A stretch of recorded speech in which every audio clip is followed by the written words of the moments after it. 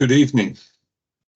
My name is Mark Watson, and I'm talking to you from Melbourne, Victoria, in Australia, uh, with the lovely Melbourne in the background of my green screen. So I'll attempt to get away as quickly as I possibly can by sharing my screen and seeing how we go about making all this happen for you.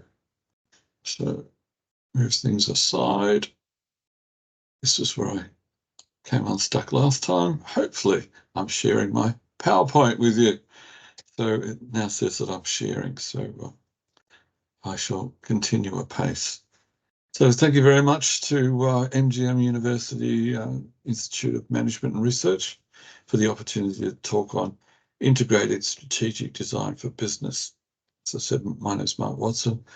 I'm in Melbourne, Victoria, Australia, on the land of the people of the Wathaurong, and looking to talk about building sustainable futures. But the contentious part, as indicated by this slide, is that I'm more interested in talking about designing the sustainable futures going forward. So without further ado,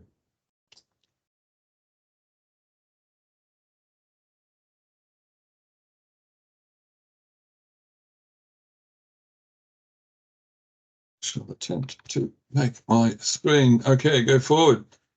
Yeah, a quote from Louis Kahn. I had the pleasure of walking through the Institute of Management, Indian Institute of Management in Ahmedabad with a number of different academics there around design thinking, innovation as their guests, and Louis Kahn, famous quote here, every building must have its own soul. So what I'm putting to you is that design is the aspect that actually brings a soul to an organization. So my experience of engaging with India, I've given a number of papers over many years. First opportunity was in about 2003 in Mumbai at a conference called Design Sutra, an international conference. But in 2011, I was part of a government trade mission that went to Bangalore, Mumbai, and Delhi, talking about the experience economy, especially around heritage hotels. So during that time, I was introduced to Armin Nath and visited his construction site in Tijara Fort, and so I'm putting forward the argument that you need to design before you can build. But Armin, with his approach to building, is an old hand at a different way of doing things. So the typical conversation was, "Who drew up your plans for Tijara?" says Mark Watson, and Armin Nath replies, "There were no plans, so nothing on paper. It was all oral." Talking with traditional craftsmen and tradespeople, and the work was done without the need for drawing. So horses for courses. I say design is an imperative, but there's many ways that you can tackle that problem. So so again, on experience economy in museum development in India, I did a paper at a conference recently and linked up with the Dean of School of Business at World University of Design, where I'm an adjunct professor under Ms. Samitra Chita, who's, as I said, the Dean of the school there. So yes, I've been co-designing solutions to heritage and smart cities in India, discussing and workshopping with people about how they can sort the problems out and establish an outcome and come up with a direction to move forward, usually in terms of developing a startup enterprise to engage in that work. So, integrated strategic design for business. Let's look at strategy. So the main issues that you'll postulating for this particular conference around environmental conservation, economic resilience, technological innovation, global collaboration and monitoring and evaluation. Strategy encompasses all of that, and design has an integral part in putting that together. So the question that you could raise out of that is, how might we strategically integrate design within business for a sustainable future? And so I'm suggesting that strategic design integrates design thinking into all roles across an organization. And hopefully I'll give you some examples going forward. Okay, a key platform that I use quite a bit was the World Design Organization, formerly the International Council of Societies of Industrial Designers, but rebranded itself as the World Design Organization about 10 years ago, I think now. They had a relook at what design was from its early days, from the start of the Industrial Revolution by and large, but predominantly after the Second World War in the mid-1900s. So they're looking at industrial design as a strategic problem-solving process that drives innovation, builds business success, and leads to a better quality of life through innovative products, systems, services, and experience. So most people's view of design and designers was they really are just involved in products. So if you're manufacturing, you hire designers or consulted with designers to work on products. But we're expanding the scope these days to be able to work within systems, so like operating systems for Microsoft, services, government services, and the like, and experiences like museums. So design has an integral role in producing outcomes for that and better returns for those organizations.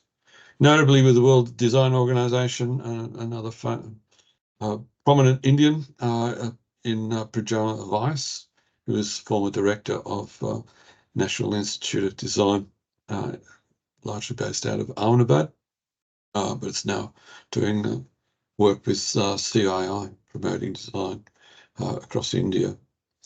So, and he's now the world president of the World Design Organization. So, a bit of a plug there for Pujana. Okay, so lots of talk about design thinking. Jean Liedtke is a prominent author and has written volumes on design thinking, and how it relates to industry. So by all means, do have a look at Jean Liedtke's ways of explaining to management why design thinking works within organizations in this particular instance. Another prominent Indian, I mentioned Microsoft before, with design, integrating design within their systems. I was asked by Surya Vankar, who was a former director from Microsoft, to come and organize a workshop at the Industrial Design Society of America in Seattle in 2015. And an interesting panel at that particular point in time was a panel of chief design officers. So this was the first putting the hand up of saying design has entered the C-suite, the corporate elite within organizations, and actually had a seat at the table, around the board table, to have input within an organization. So no longer the department that work with engineering to produce the widgets.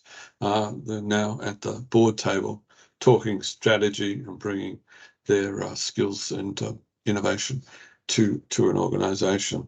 So do have a look at the future of design leadership.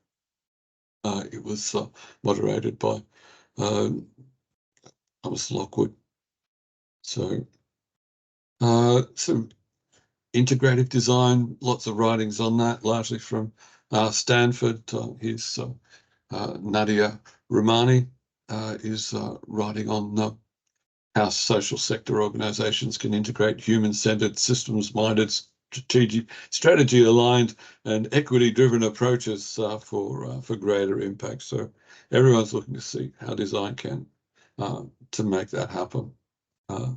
So design thinking is at its core. So I'm saying design thinking is equal to critical and creative logic, and that's what design actually brings as a skill set to that C-suite regime. So design thinking is not new. It's some research that I did over time, looking for key people that have been delving into the origins of design thinking. And according to some, the first textual reference came about through Systemic Method for Designers, published in 1965 by Leonard Bruce Archer. So it's been around for quite a considerable amount of time, the term design thinking. Okay. A key diagram that I use to help illustrate the different modes of operation that have been prevalent within management. This is from the Academy of Management Journal from about 2015. So it's an interesting quadrant diagram showing the difference between a design approach, which is the upward arc, moving from discovering, defining, developing, and delivering, to the business U-shaped arc around defining, discovering, delivering, and developing, as opposed to the engineering approach, which just discovers and delivers, although the engineers in the room will probably have a different mindset around that particular outcome. But it was an interesting diagram to get people thinking. So the other key diagram that I mentioned in my abstract was the double diamond developed through the Design Council. From my understanding of being associated with that, design thinking and the knowledge of that development was research Design Council did about 15, 16 years ago, asking designers what it was they actually did so they could explain more clearly to manufacturers and management what designers do and how they do it. So the double diamond was a highly refined diagram showing the discovery, the defining, developing, and the delivery stage within operations. And the shape of the diamond is the first is the divergent arc around the discovery, so divergent thinking, and then the converging lines around the defining of the problem, and at the middle is really establishing the working brief, and then developing that working brief in a divergent thinking process again, and then coming into to a delivery stage. So it was a very simplified diagram and made a lot of sense to a lot of people. But unfortunately, some people have taken that on as being a manual to bypass design and designers and just do the design themselves. So that's something that I have a great deal of trouble with, but I shall move forward. So design, from my perspective, is a hybridization of traditional scientific and social scientific courses of research. So a deductive approach being a narrowing down of existing choices, as opposed to an inductive choice, which generalizes existing ideas. But abductive thinking is what has been attributed to the strength to design thinking, is how to cherry pick the best methods to look at the problems individually and interrogate them to give you the best data and information to go forward with a strategic direction. So strategic design, this is a book put out recently by, I think it's Gabriela Cabretta, Gerda Jemser, and Ingo Karpen. They were looking at 8 essential practices every strategic designer must master. So 1 being envisaging, so that's being future oriented. 2 is being inspiring, so that's acting differently, showing people the new ways of doing things. Simplifying, so that's synthesizing complexity to achieve the objective. Structuring, which is defining and executing steps in a clear manner. Aligning, which means aligning to your vision and your values within your organization. Translating, that means communicating within the organization, making sure everyone has a full understanding of your mission and your journey within your company. Embracing, which is really is the commitment, how to get people to all come along as one party. And educating, so that's building design capacity within an organization. So another interesting diagram that I use quite widely is the innovation ladder. I did come across this at National Institute of Design in Ahmedabad, so higher degree campus. Some of the research papers that were being written in 2010 were referencing the innovation ladder. So it's not new to the Indian operation, but in this instance, the bottom rung of the ladder is non-designers. So you could effectively say that is craft-based operation within, say, a village structure. Designers styling is the next level up on the rung, and that's everyone's view of design as being, as I think most people that I've had a conversation with think that designers, if they're sending their children to university, design school, they're all going to be fashion designers at the end of the day, but they're not really stylists. We're a bit more involved than that. So, but some organizations really just operate at that level. They don't strategically think to integrate design at the next two levels, which is design as process, how to get the silos within an organization, different divisions within a manufacturing to talk together, to work out their problems and see if they can produce stuff that is more efficient, effective, and cost effective for better profitability. But the top level is design as innovation or design as strategy. So once again, it ties back to the C-suite. So in this instance, the figures on the left-hand side were alluding to the state of Victorian business, and I shall talk further about the research that actually came from. So an international Scandinavian that does a lot of work down here in Australia is, I think his name, worked with Roy Green and the former dean of the School of Business at UTS in Sydney, I think. So the research that they did was looking at the difference between Victoria, my state, in 2008 and compared it to Denmark. So similar populations, similar size. The state of Victoria is approximately about the same size as the state of Denmark.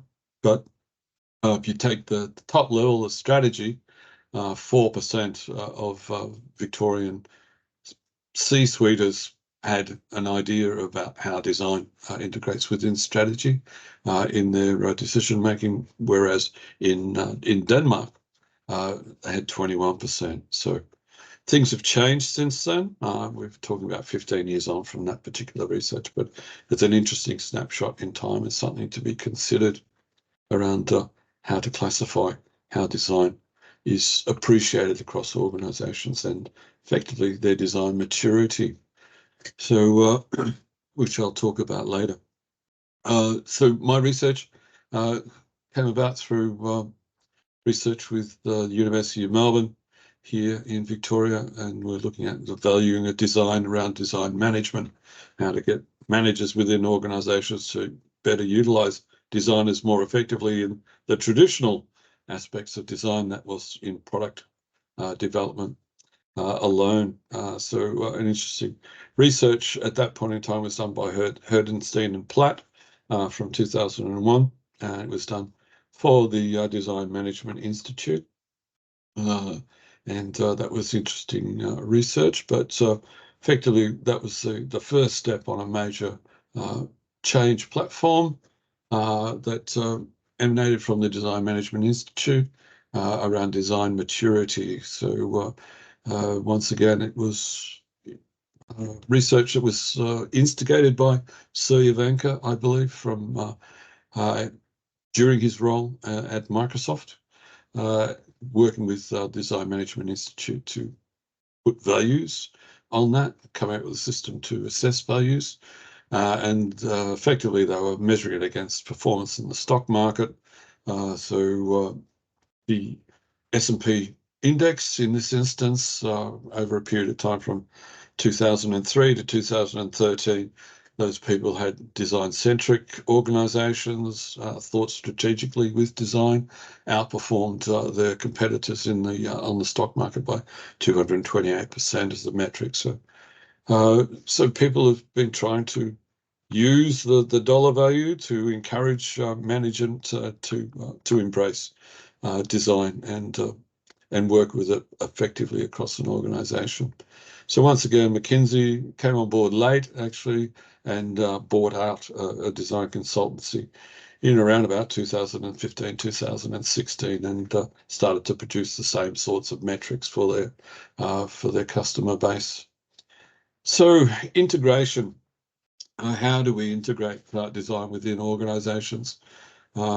Usually using design thinking practices, but co-design is a key terminology that's used out there, how to work effectively through that. This is the image on screen is from the Victorian government.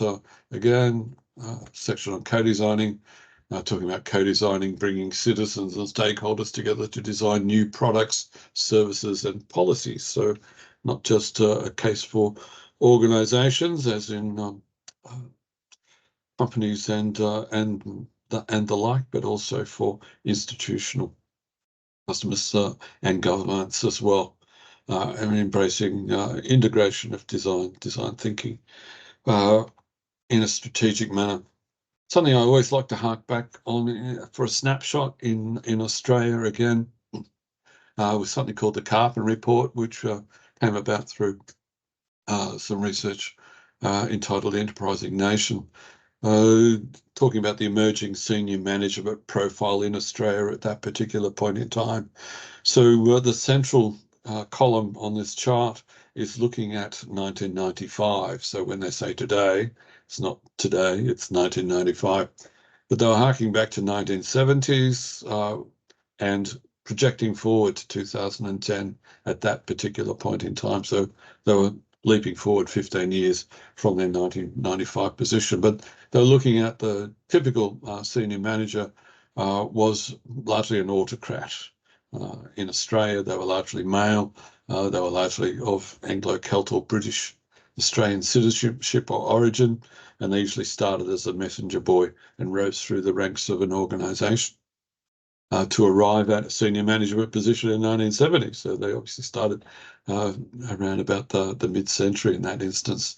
But they were saying in 1995, the standard profile for a senior manager was a communicator, someone that could tell people what to do and give them direction.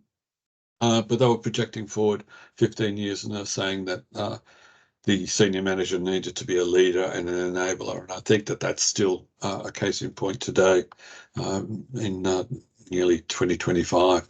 So it's an interesting snapshot and some interesting research to consider.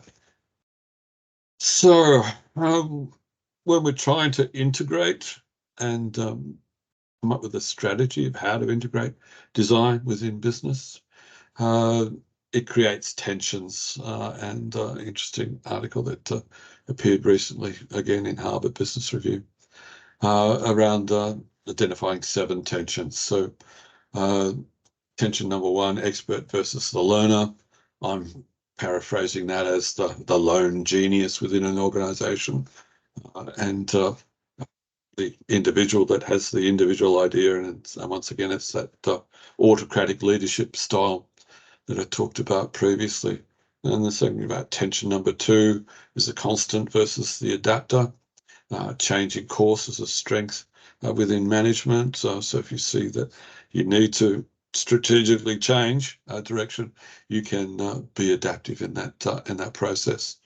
So number 3 is the tactician versus the visionary. Giving a clear vision and sharing that clear vision is always a point of tension within organizations. Number 4 is the teller versus the listener. So the best role model these days is for those who listen carefully to others. Power holder versus power sharer. Empowering others is what we're enabling. That's what the Carpenter report was forecasting forward.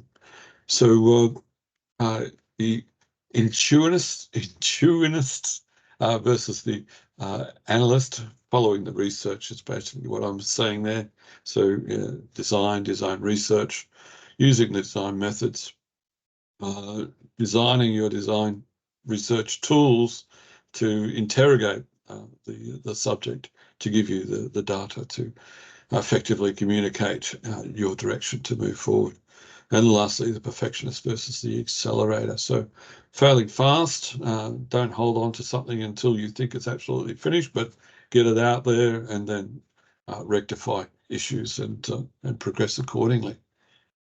So again, Harvard Business School, the triple bottom line is what we're trying to arrive at here, with sustainability in the core, the people, the planet, and the profit in this particular instance. And I'm alluding to governance metrics that are starting to develop, and people's ability to work within those parameters to achieve the goals that we're all looking to achieve for businesses to be sustainable. So the triple bottom line was effectively crafted by Elkington, and so he was talking about the 7 drivers when he was initially postulating the triple bottom line. So amongst markets, values, transparency, life cycle technology, partnerships, time, and corporate governance, shifting from the old paradigm to the new paradigm. We're looking at compliance to competition, hard to soft around values, closed to open around markets and innovation. Lifestyle technology is product to function. So partnerships, competition, and symbiosis, collaboration. Time is a wider scope, but longer is the projection that Elkington was talking about at this point in time. And corporate governance exclusive to being more inclusive within organizations. So that was the starting point for the triple bottom line around people, planet, and prosperity. Sometimes the economy is put forward as profit, but that's a bit of a contentious word. So prosperity has been used in some instances, but this is an interesting diagram around what I'm calling the quadruple bottom line, and that is economies, society, and environment, profit, people, profit, and planet, around social, and the fourth aspect to the quadruple bottom line is culture and purpose. So it's an interesting diagram in this particular research is looking at how you can embody that within the SDGs. So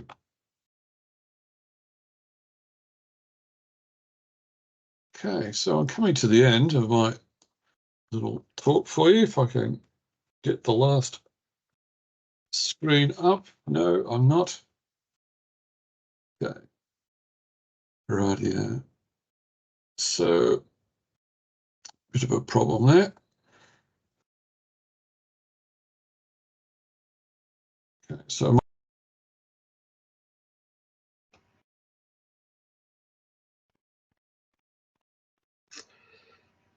yes, just a small addendum to my presentation on integrated strategic design for business from March the 1st, catching up on the slides that I didn't actually get a chance to present in the closing moments. So I shall attempt to share my screen.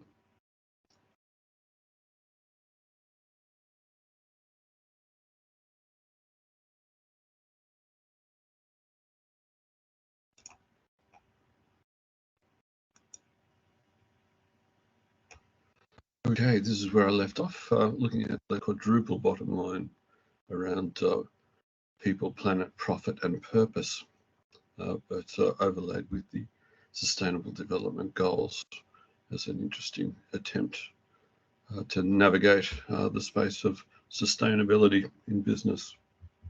Two slides that I didn't get a chance to talk over was governance, so integrating design plus research strategically holds organisation or helps them meet ESG, environmental sustainable governance. So governance is the key thing in business at this particular point in time. Everyone's setting themselves up in order to meet the environmental and social standards, but governance is the key driver to an ethical approach to business. So interesting accounts to measure. There's work by Benjamin, research the ESG issues that matter most. The people, it's Harvard Business Review, came out last year, 2023. With that, ethics, these are the papers I was alluding to, both in Nature and in Science. The unethical studies on minority groups are being retracted, but not fast enough for some, say critics. So, and ethics is not a checkbox exercise. As created by Yves Moreau. So yes, the task is in front of us to act and govern in business, not so much government through policy development, but through ESG platforms within corporations and organisations to be good social citizens. Okay, thank you very much. Yes, by the way, I head up a little group called Indo-Australia Design Research Alliance. You can find that on X, and obviously Design Thinkers Group through Australia is where I'm largely involved, but my physical design practice is Design Providence. So look it up and hopefully catch you sometime soon and do some serious, impactful work. Ta.